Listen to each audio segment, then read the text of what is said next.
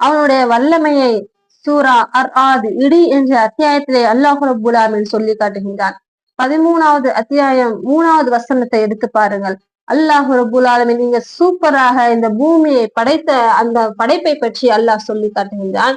அவனே பூமியை விரித்தான், மலைகளையும் நதிகளையும் அதில் அமைத்தான், ஒவ்வொரு கனி வகையிலும் ஒரு ஜோடியை அமைத்தான், இரவை பகலால் மூடுகிறான்.